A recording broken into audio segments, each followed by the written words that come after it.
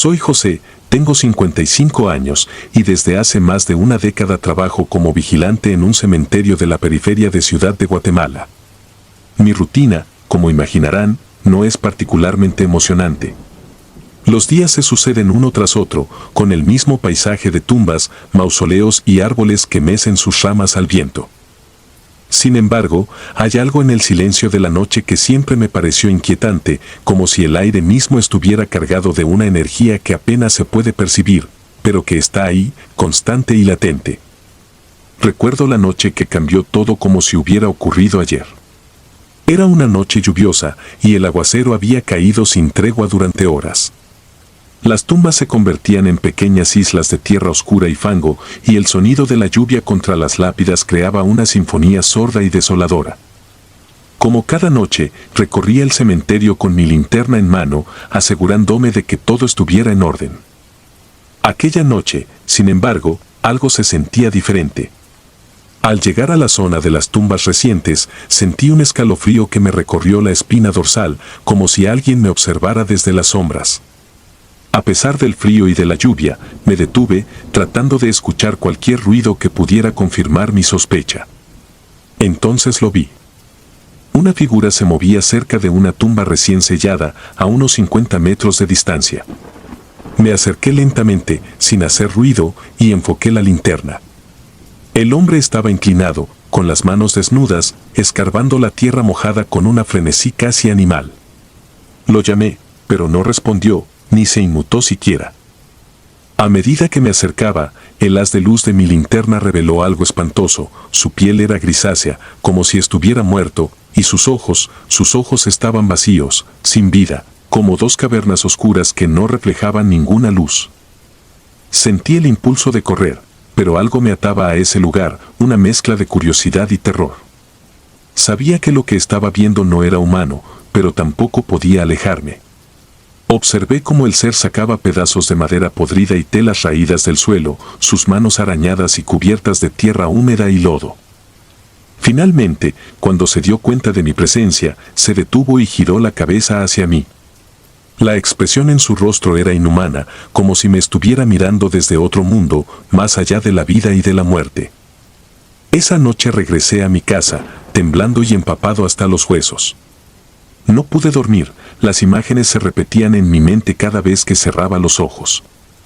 Al día siguiente, decidí contarle a mi supervisor, pero solo se rió, diciendo que probablemente había sido un indigente en busca de algún objeto de valor.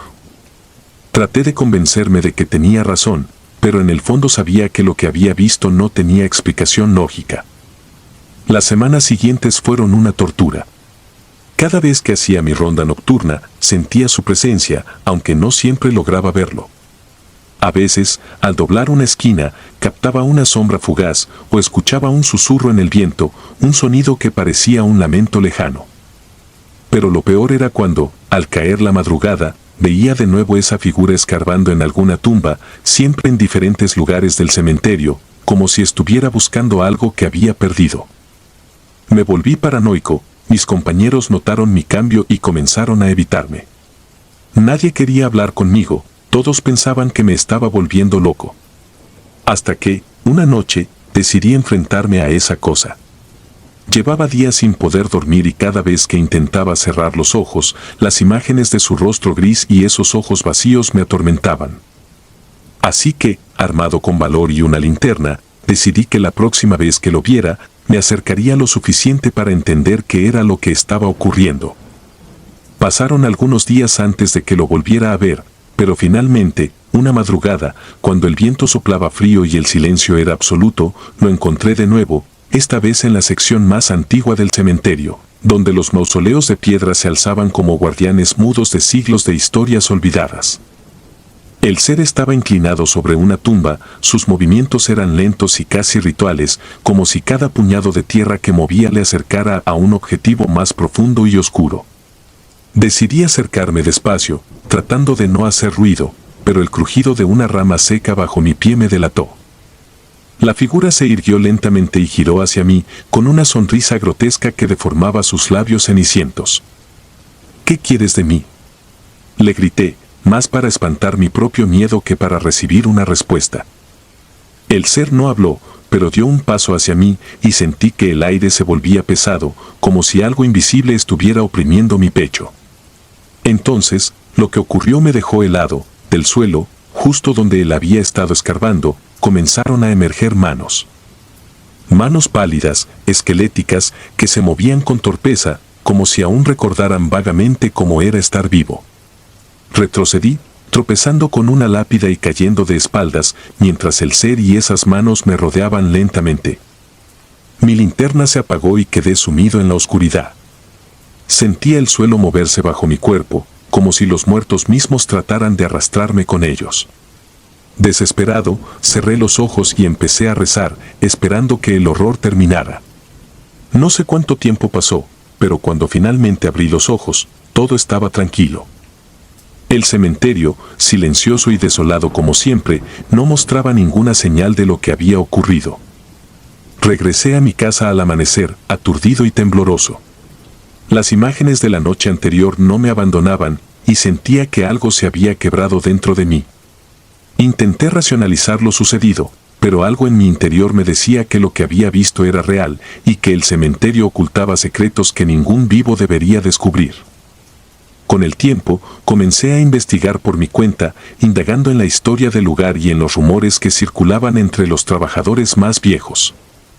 Fue así como descubrí que, en el siglo pasado, el cementerio había sido el escenario de rituales oscuros, sacrificios y profanaciones realizadas por una secta que buscaba el secreto de la vida eterna. Los relatos decían que, en su desesperación, algunos miembros de la secta se enterraron vivos, creyendo que podrían resucitar si se mantenían en contacto con los muertos. No sé si la criatura que vi aquella noche era uno de ellos, pero desde entonces siento que algo me acompaña, que no estoy solo. He intentado dejar el trabajo varias veces, pero algo siempre me impide alejarme.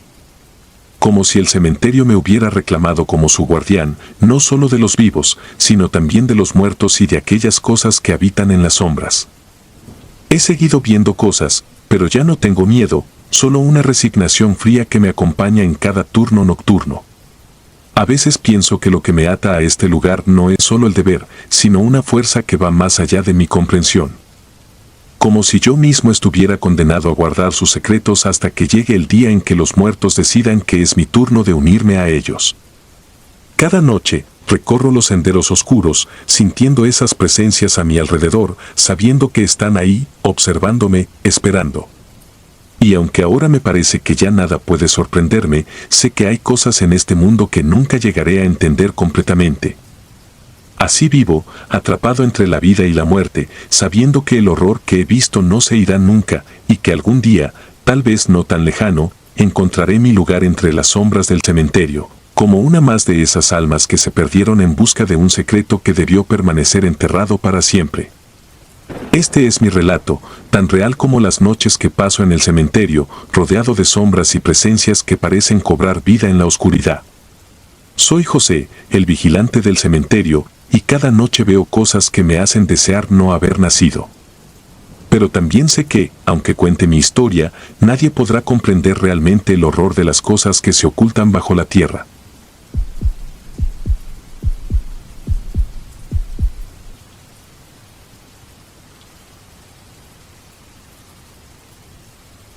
Soy de Veracruz, y esto ocurrió hace un par de años. Nunca pensé que estaría contando esta historia, pero es imposible olvidar lo que pasó. Cuando revivo los eventos, siento el mismo escalofrío recorriendo mi espina dorsal, como si fuera una pesadilla que se rehúsa a quedarse en el olvido. Pero esta fue una pesadilla real, y yo fui el idiota que la desató. Todo comenzó cuando, por razones que ahora me parecen absurdas, decidí profanar una tumba en un cementerio abandonado. Había escuchado rumores de un tesoro enterrado allí, joyas, monedas, algo que supuestamente había sido enterrado con un antiguo terrateniente. Lo que me motivó realmente fue la curiosidad mezclada con la codicia, esa mezcla tóxica que nos lleva a hacer cosas estúpidas y peligrosas. Y ahí estaba yo, esa noche, armado con una linterna, una pala y el deseo de encontrar algo que cambiaría mi vida. El cementerio se encontraba en las afueras de la ciudad, en un rincón donde la vegetación había reclamado la tierra y las lápidas se inclinaban como si quisieran esconderse bajo el suelo. El silencio era absoluto y la única luz que me guiaba era la luna llena que lanzaba sombras alargadas sobre las tumbas. Había un olor en el aire, uno que no logré identificar, pero que me recordaba a flores podridas mezcladas con algo metálico, casi como sangre vieja. Caminé entre las tumbas, leyendo nombres desgastados por el tiempo. Sentía que cada paso era observado, y aunque traté de ignorarlo, esa sensación de que algo me seguía se fue haciendo cada vez más pesada. Finalmente, encontré la tumba que buscaba, una lápida de piedra, casi oculta bajo las enredaderas. Apenas pude leer el nombre, Don Andrés Gutiérrez, 1845 a 1910. La inscripción decía algo que me pareció perturbador, que su espíritu repose donde otros temen caminar. Pero en mi euforia por la aventura y la posibilidad de encontrar riquezas, lo ignoré por completo. Comencé a cavar, hundiendo la pala en la tierra húmeda. Al principio, el trabajo era duro y me cansé rápido, pero la emoción me impulsaba. Después de un par de horas, finalmente escuché el sonido de la pala golpeando algo sólido. Quité la tierra con las manos, descubriendo el ataúd viejo, carcomido por el tiempo y la humedad. Respiré hondo y levanté la tapa. Lo que vi dentro no era lo que esperaba. No había oro, ni joyas, solo un muñeco de trapo pequeño, cosido de forma rudimentaria, con clavos largos clavados en varias partes de su cuerpo. Lo tomé en mis manos, y sentí un escalofrío tan fuerte que casi lo solté. Los clavos eran oxidados y puntiagudos, y el muñeco en sí estaba envuelto en una tela que alguna vez fue blanca, ahora manchada y rota. No parecía algo que un adulto hubiera puesto en un ataúd, sino más bien un niño jugando un juego macabro. Pero allí estaba, y sentía que me miraba, aunque no tenía ojos. Fue en ese momento cuando mi cuerpo se paralizó y un peso se asentó sobre mis hombros. Algo helado me recorrió la columna, como si una mano invisible me hubiese tocado. Mi mente intentó gritarme que dejara el muñeco y saliera corriendo, pero mis manos parecían pegadas a él. No sé cuánto tiempo estuve allí parado, en un estado de choque, pero recuerdo que en algún momento mi vista se nubló y el mundo se volvió negro. Cuando desperté, sentí el frío de la noche y mi boca sabía a tierra. El muñeco seguía en mis manos, pero algo era diferente. Me sentía extraño, como si una parte de mí se hubiera quedado en esa tumba, atrapada con los restos de Don Andrés. Miré a mi alrededor, desorientado, y me di cuenta de que habían pasado varias horas, la luna ya no estaba sobre mí, y el cielo empezaba a clarear con los primeros tonos del amanecer. Me levanté tambaleante, dejé caer el muñeco al suelo y corrí de regreso a mi casa sin mirar atrás. Apenas llegué, cerré todas las puertas y ventanas y me encerré en mi habitación. Pasé el día entero en un estado de estupor, incapaz de comprender lo que había sucedido. Pero esa noche, cuando finalmente me quedé dormido, comenzaron las pesadillas. Sueños donde el muñeco de trapo me perseguía, arrastrándose con sus pequeños brazos y piernas rígidas por los clavos, dejándome marcas de óxido en la piel. Me despertaba con un sudor frío, solo para ver que el muñeco estaba a los pies de mi cama, observándome. Cada noche era lo mismo, y aunque intentaba deshacerme de él, de alguna manera siempre encontraba el camino de vuelta a mi casa. Lo quemé, lo enterré, incluso lo lancé al río una noche en la que desesperado pensé que sería el fin. Pero nada funcionaba. Después de varias semanas, mi salud comenzó a deteriorarse. Mi piel se volvió pálida, mis ojos se hundieron y sentía un dolor constante en el pecho, como si algo estuviera apretando mi corazón. Mi familia se preocupó, pero no podía decirles lo que me estaba pasando. ¿Quién iba a creerme? Y así, con el pasar de los días, la locura fue apoderándose de mí. Empecé a oír voces susurrantes, palabras en un idioma que no comprendía, pero que sentía en los huesos. Parecían maldiciones, maldiciones dirigidas a mí por haber profanado aquel lugar sagrado. Una noche, después de haber estado despierto durante días, decidí enfrentar al muñeco. Lo coloqué frente a mí, sobre la mesa, y lo miré fijamente. Me di cuenta de que los clavos estaban más oxidados, como si el tiempo hubiese continuado su trabajo sobre ellos. Y entonces, en el silencio de la madrugada, escuché un susurro que venía de él. No puedo describirlo, pero sonaba como la voz de un anciano, cansado y lleno de odio. Sentí como algo en mi mente se quebraba, y supe que ese sería el fin. El dolor en mi pecho se intensificó y caí al suelo, incapaz de respirar. Todo se volvió negro y me vi en un lugar oscuro, rodeado de sombras que murmuraban mi nombre. Vi figuras que se arrastraban hacia mí y en sus ojos pude ver la misma mirada vacía que había en los del muñeco. Era como si hubiese sido transportado a una dimensión de terror y sufrimiento, un purgatorio hecho de las almas que, como yo, habían cometido errores imperdonables. No sé cuánto tiempo estuve en ese lugar, pero cuando desperté, estaba en el hospital. Mi madre estaba a mi lado, sus ojos llenos de lágrimas. Intenté hablar, pero no pude. Solo quería pedir perdón, quería que todo terminara, que me liberaran de esa maldición. Cuando finalmente pude moverme, supe que había algo más en mí, algo que no era mío, algo que había traído de aquel cementerio maldito.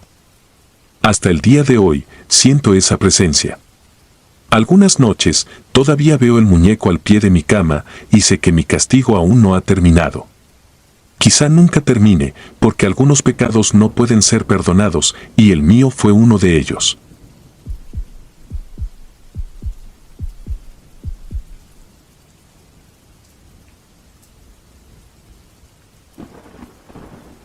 Esto ocurrió hace algunos años, en un rincón olvidado del mundo, en un pequeño cementerio rural de Paraguay, un lugar que, hasta ese momento, parecía inofensivo, cubierto de maleza y de olvidos.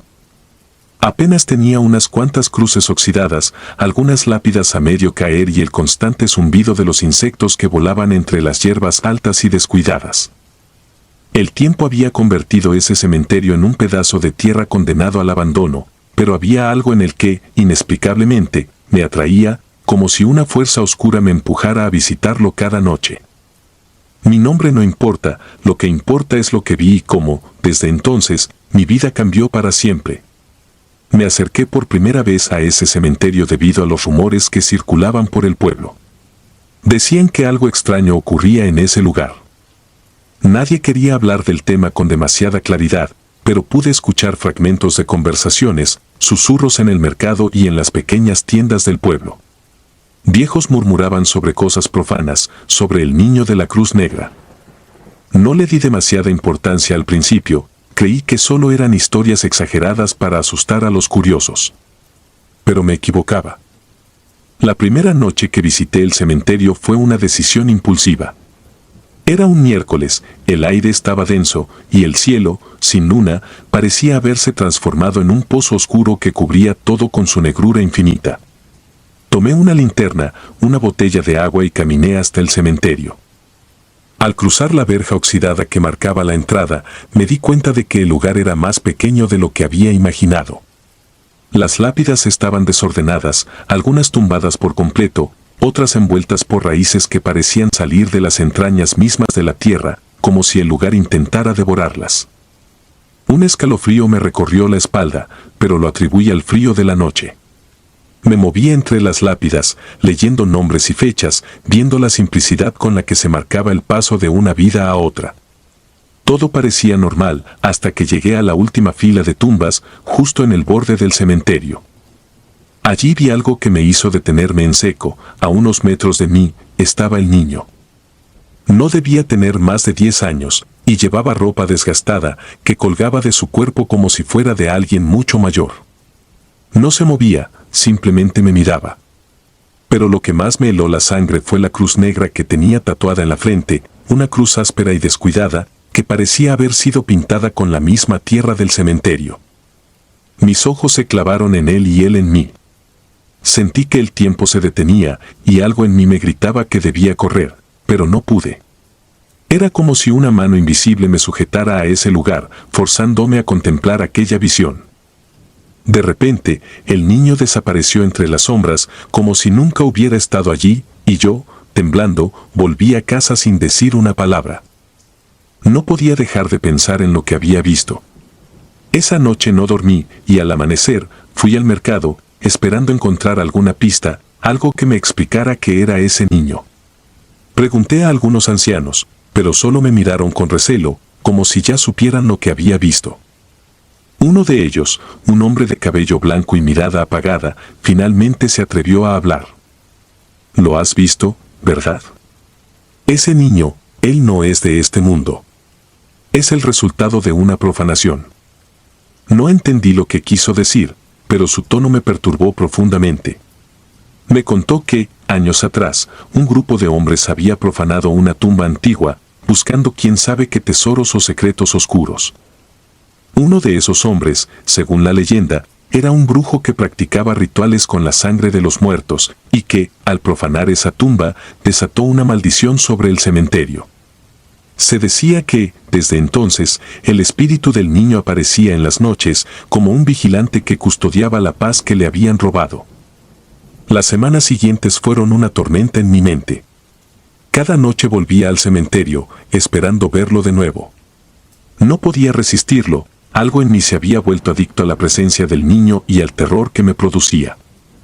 Me parecía como si, al encontrarme con él, estuviera mirando un fragmento de algo que el mundo se esfuerza por esconder, una verdad que habita en el margen de nuestra realidad.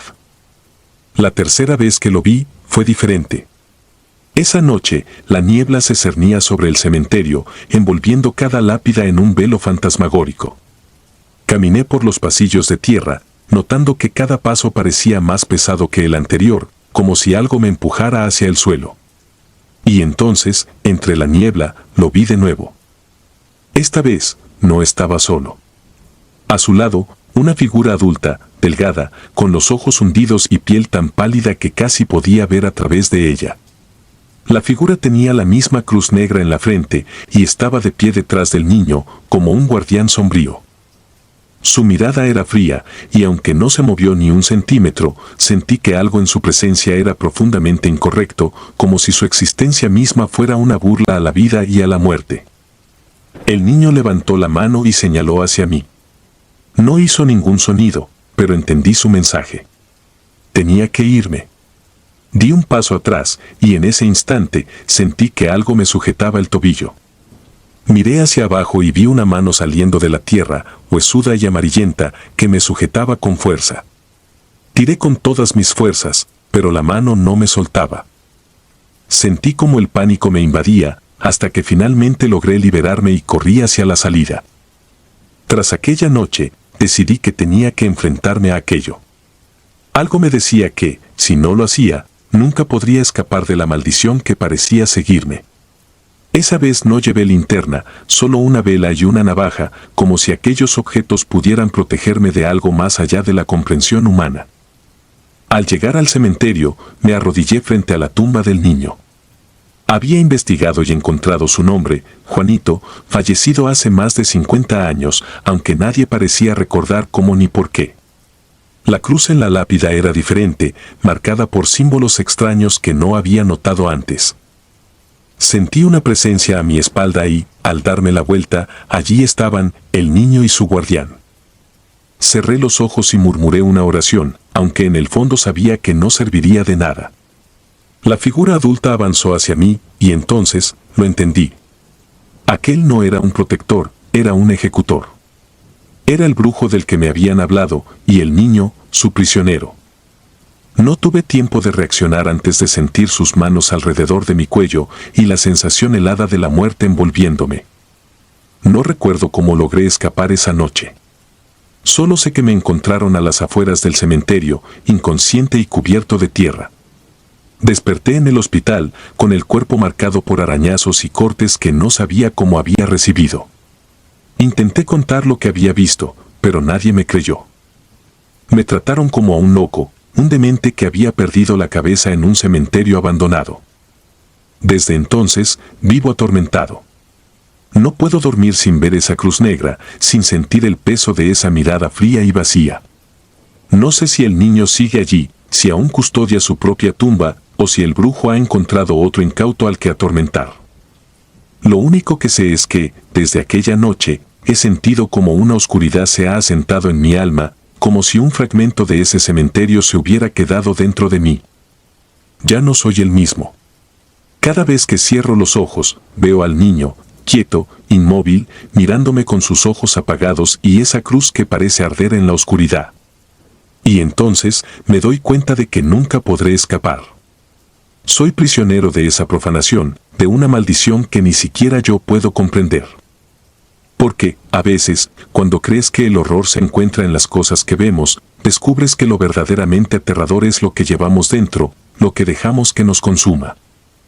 Y así, cada noche, regreso a ese cementerio en mis sueños, sabiendo que, algún día, el niño vendrá a reclamar lo que me he atrevido a ver, lo que no debí profanar.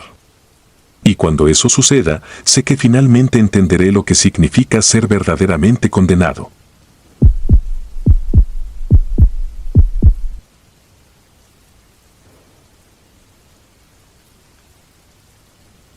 Mi nombre es Alicia, y hasta hace poco vivía en una pequeña localidad de Argentina. No sé si alguna vez podré volver a esa casa, si alguna vez podré olvidar lo que pasó, pero necesito escribirlo, aunque sea para intentar comprenderlo o para advertir a otros de no cometer el mismo error que nosotros cometimos. Fue una tarde de octubre, justo cuando el sol comenzaba a bajar y el cielo tomaba ese tono anaranjado melancólico, que me pareció perfecto para una pequeña aventura. Mi hermano y yo habíamos oído de un cementerio abandonado al final del pueblo, un lugar al que nadie se atrevía a ir. Tenía 14 años y una curiosidad feroz, y yo, con mis 17, pensé que ya no había nada que pudiera asustarme. Convencí a mi hermano de ir.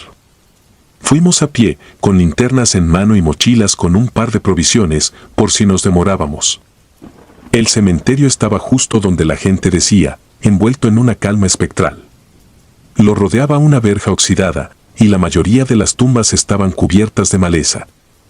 Las lápidas, con nombres borrados por el tiempo, parecían murmurar entre ellas en el crepúsculo. Mi hermano encontró la entrada de una cripta. Tenía la puerta semiabierta y la oscuridad que se asomaba desde su interior nos llamaba, como si nos invitara a descubrir sus secretos. La curiosidad nos ganó, y juntos empujamos la puerta y entramos. Apenas iluminamos el interior con las linternas, vimos que las paredes estaban cubiertas de dibujos infantiles, pero no esos que uno esperaría encontrar en un cementerio. Estos eran oscuros, con figuras alargadas y ojos desproporcionadamente grandes. El suelo estaba cubierto de juguetes viejos y desgastados. Había muñecas de porcelana con ojos faltantes, peluches sucios y pequeños autos de metal que apenas conservaban su pintura. Fue entonces cuando noté algo extraño, cada juguete parecía tener alguna parte rota, como si hubieran sido maltratados. Pensé que era curioso y extraño, pero no le di demasiada importancia. Mi hermano se agachó y levantó uno de los juguetes. Era un osito de peluche, de un marrón desteñido, con un ojo colgando y una sonrisa torcida. No sé por qué, pero al verlo en sus manos, un escalofrío me recorrió la espalda. Le dije que lo dejara, que no era nuestro, pero él simplemente sonrió y lo guardó en su mochila. No me opuse, no quise discutir, aunque algo dentro de mí me decía que estaba mal. Esa noche, al regresar a casa, las cosas comenzaron a tornarse extrañas. Me sentí observada, como si alguien más nos hubiera acompañado de vuelta. Intenté ignorarlo, pero cuando me fui a dormir, no pude conciliar el sueño. Escuchaba risas infantiles, pequeñas y lejanas, que parecían flotar en el aire. Pensé que era solo mi imaginación, el resultado de la excursión y del ambiente tétrico del cementerio. A la mañana siguiente, cuando desperté, vi algo que no podía explicar. Alrededor de mi cama había huellas de lodo, pequeñas, como de un niño. Llamé a mi hermano para que las viera, pero él solo se rió y dijo que seguramente yo las había hecho la noche anterior. Pero algo dentro de mí sabía que eso no era posible, no había pisado lodo, y esas huellas eran demasiado pequeñas para pertenecer a un adulto. Intenté olvidarlo, pero las risas continuaron esa noche y las noches siguientes. Cada vez que intentaba dormir, las risas se hacían más fuertes, más nítidas. Parecían rodearme, susurrando mi nombre, como si se burlaran de mí. Una noche, las risas fueron reemplazadas por un sonido más perturbador, un suave arrastrar de pies que parecía moverse de un lado a otro de mi habitación. Me levanté con el corazón palpitante y encendí la luz, pero no había nadie. Al día siguiente, volví a encontrar huellas de lodo, esta vez en el pasillo y en la habitación de mi hermano. Él me confesó que también había oído las risas y que había visto cosas que no se atrevía a contarme. Su rostro estaba pálido y tenía los ojos hundidos, como si llevara noches sin dormir. Le pregunté si había dejado el peluche en el cementerio, pero él me miró confundido y me dijo que no. Lo había escondido en su armario, como si al guardarlo pudiera escapar de las risas, pero éstas se hacían cada vez más fuertes. Fue en ese momento que empezaron los verdaderos horrores. Una noche, escuché un grito ahogado proveniente de la habitación de mi hermano. Corrí hacia él y lo encontré paralizado, mirando el armario. Intenté sacarlo de su trance, pero él solo señalaba, temblando. Abrí el armario y, entre la ropa, vi el peluche. Estaba cubierto de lodo, y sus ojos, o lo que quedaba de ellos, parecían mirarme, llenos de una vida siniestra. Lo tomé y, sin pensarlo, corrí hacia el patio y lo quemé. Pensé que todo acabaría ahí, que una vez destruido el juguete, la pesadilla terminaría. Pero me equivoqué. Esa misma noche, las risas regresaron, más fuertes, más cercanas. Sentía que algo se arrastraba bajo mi cama. No podía moverme, no podía respirar. Cerré los ojos y recé, aunque no soy religiosa, esperando que todo se detuviera. A la mañana siguiente, me encontré rodeada de huellas de lodo. Y no estaba sola. En la habitación de mi hermano, sobre su cama, había más juguetes, pequeños y sucios, que no estaban ahí la noche anterior. Parecían sonreír, sus miradas fijas en mí, como si esperaran algo, como si quisieran jugar. Mi hermano y yo decidimos contarles a nuestros padres, pero ellos no nos creyeron. Dijeron que era nuestra imaginación, que habíamos visto demasiadas películas de terror.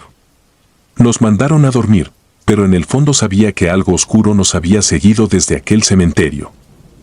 Con cada noche que pasaba, los juguetes se multiplicaban, apareciendo en lugares donde jamás los habíamos visto antes. Las risas se volvían gritos, y yo empezaba a ver sombras moverse en la casa. Mis padres finalmente comenzaron a notar las cosas extrañas, pero para entonces ya era demasiado tarde. La casa estaba infestada de juguetes, y no había lugar al que pudiéramos ir sin sentir sus miradas o escuchar sus risas. Mi hermano se enfermó. Dejó de hablar, y sus ojos estaban vacíos. Parecía perderse en sí mismo, como si algo lo hubiera tomado desde dentro. Empezó a dibujar, compulsivamente, las mismas figuras alargadas y desproporcionadas que habíamos visto en la cripta. Fue entonces cuando comprendí que había desatado algo que no podía controlar, algo que no se detendría hasta destruirnos. No sé cuánto tiempo más podré resistir. Escribo esto desde la casa de una tía, lejos de aquel lugar. He dejado mi hogar, mis recuerdos, todo atrás, pero sé que no puedo escapar. A veces, por las noches, aún escucho esas risas, y temo que, de alguna manera, los juguetes me hayan seguido. Sé que si regreso, ya no saldré viva. Si alguna vez encuentran una cripta abandonada, si ven juguetes viejos y rotos, les suplico, no toquen nada.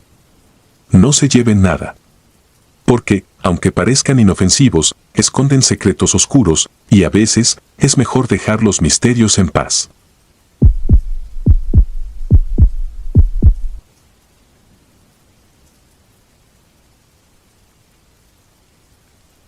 La noche del 14 de julio de 2009 no empezó ni terminó, se arrastró como una sábana húmeda pegada a la piel. Rubén y yo llevábamos semanas escuchando que a doña Matilde Castañeda, dueña de una ferretería vieja en el centro de Durango, la habían enterrado con un medallón de oro de San Miguel Arcángel que pesaba como pecado antiguo. Decían que era promesa de familia, que ni muerta se lo quitaban. Yo necesitaba dinero para saldar la deuda de la prótesis de mi madre. Rubén debía un préstamo que ya había empezado a cobrar intereses con amenazas. Convertimos el rumor en plan porque la vergüenza no paga facturas y la fe no llena estómagos. Fuimos al Panteón Municipal de San Nicolás pasadas las 2. La reja oxidada gemía incluso antes de que la tocáramos. Había lloviznado en la tarde y el olor de tierra revuelta se mezclaba con ese perfume dulce y agrio de las coronas que sobran después del sepelio. Llevábamos palas, una barreta, un alicate para el candado y una lámpara de gasolina cubierta con trapos. Rubén cargaba una bolsa de lona azul para el botín.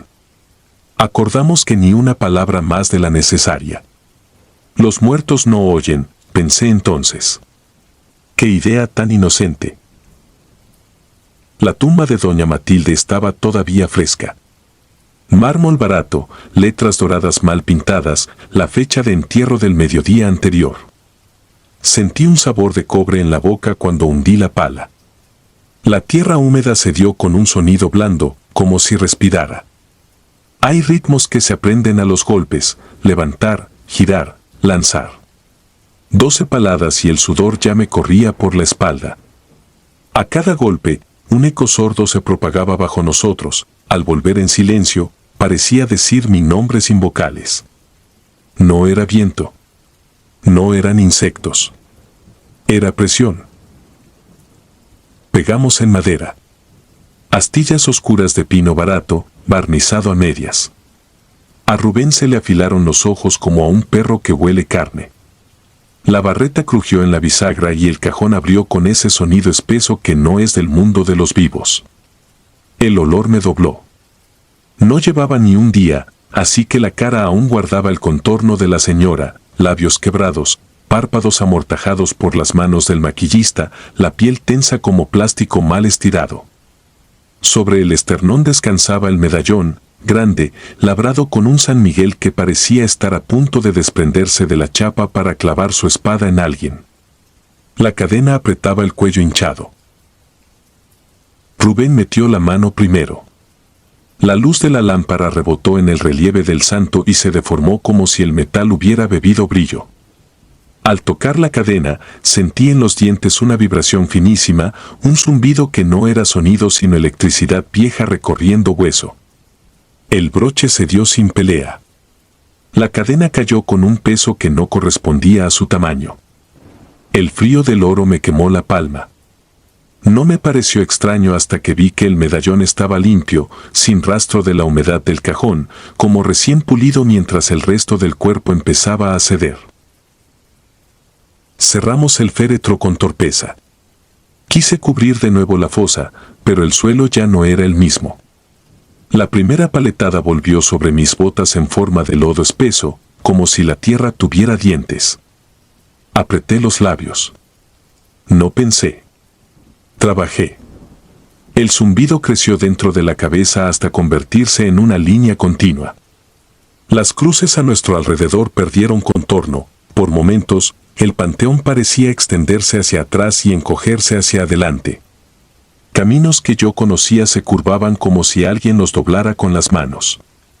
A Rubén se le escapó un nada, la palabra se aplastó contra el aire. Al rematar la última palada, algo vibró bajo nosotros. No era un golpe, era un empuje pequeño, insistente, que transformó la superficie en membrana. Me arrodillé sin querer, con la pala como bastón. Una especie de chisporroteo seco pasó por las raíces, de tumba en tumba, como si cada parcela respondiera con un chasquido de lengua. Las letras doradas de doña Matilde parecieron oscurecerse. El zumbido dejó de ser continuo, empezó a latir. Sentí que el latido no venía de mí, ni de Rubén, ni del suelo, sino del medallón escondido en la bolsa de lona. No corrimos.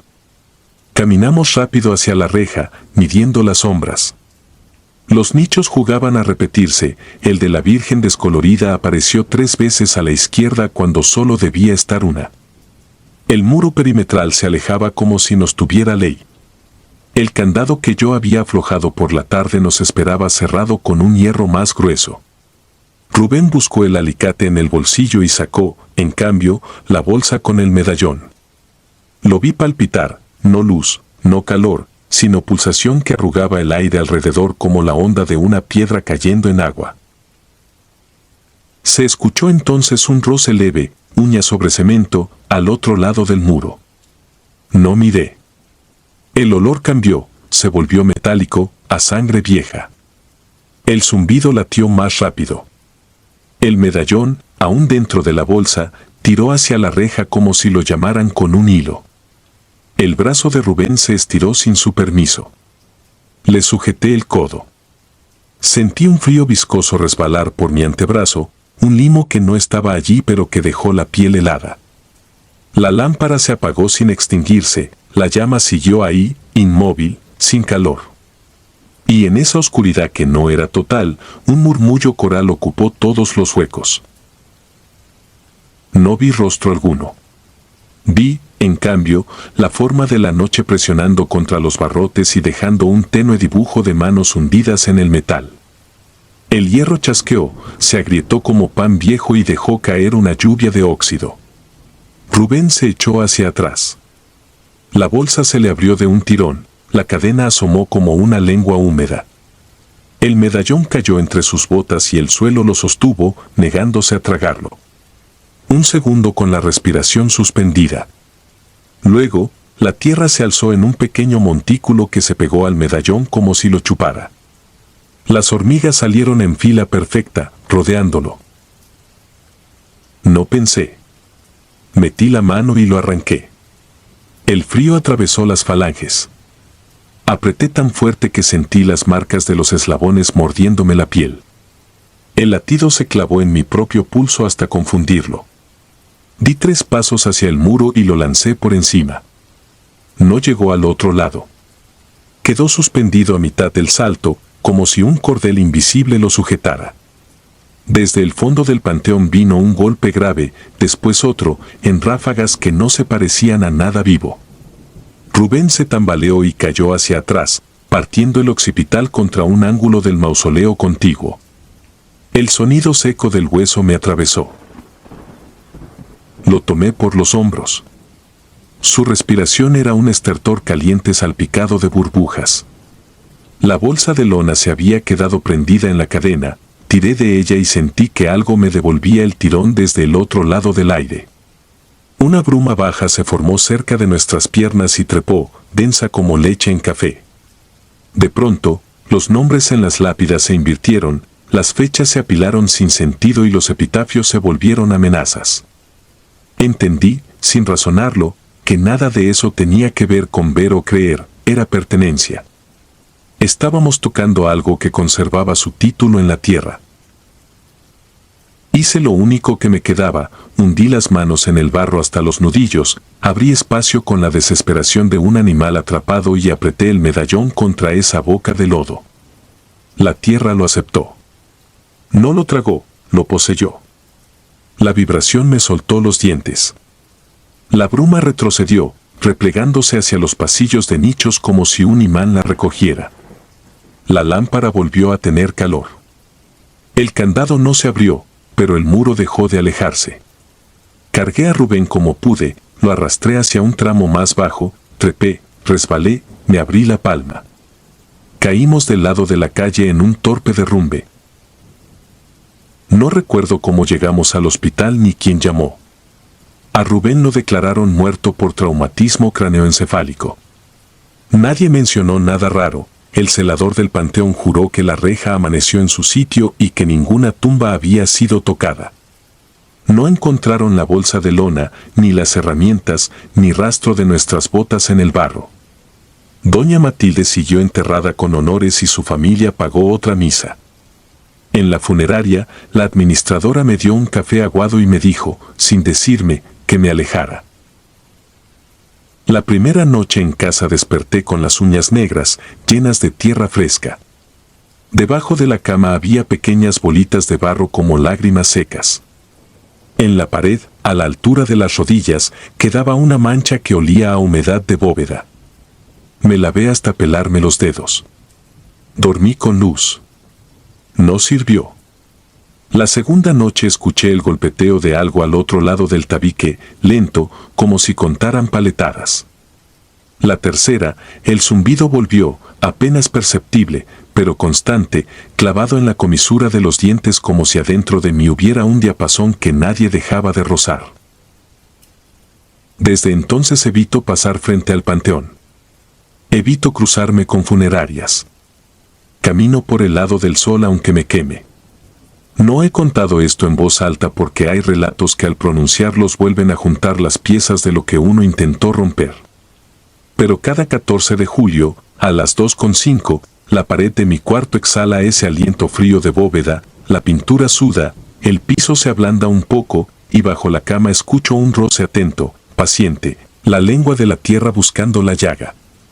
No he vuelto a tocar una pala. A veces despierto con las palmas marcadas por eslabones que no llevo. No necesito que nadie me crea. Lo robado, allá abajo, no duerme. Y cuando muerde, te reconoce. Si disfrutas de los relatos, te invitamos a apoyarnos con un like y un comentario, ya que eso nos ayuda muchísimo. Además, si aún no estás suscrito o suscrita, te animamos a formar parte de la comunidad del terror. Muchas gracias por escucharnos y por tu apoyo.